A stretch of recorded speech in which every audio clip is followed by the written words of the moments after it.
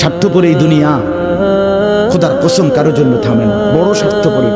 হ্যাঁ, যেদিন বাপের জানাজা পড়ে, যেদিন বাপের লাশ কবরে দাফন করে, সেদিনও বংশধর সন্তান ছেলে মেয়ে ঘন্টাখানিক 2-4 ঘন্টা কাইন্দা কাটটা হইলো, রাতের বেলা ঠিকই ভাত খায়। হ্যাঁ, পাশের ঘর থেকে খানা আনে, ওরা ঠিকই খায়। স্বার্থপর দুনিয়া থামে না রে ভাই, থামে না দুনিয়া। ওই জন্য আমাদের কারোর জন্য থামবে না। তুমি আমি মরে গেলে শেষ। আবারও বলছি এই কথা, আমি মরে গেলে এরপরে পৃথিবী যত আধুনিকে হোক না কেন, আমার কি কথা বুঝছেন? আমি মরার পরে যদি সবার ঘর স্বর্ণের বাড়ি হয়ে যায় তো আমার লাভ হইল কি? আমার মৃত্যুর পরে যদি সব মানুষ আধুনিক হইয়া সাঁদের দেশেও জায়গা, আমার ফায়দা কি?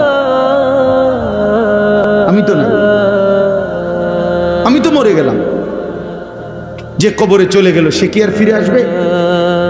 আল্লাহ আমাদেরকে বুঝ দান করেন।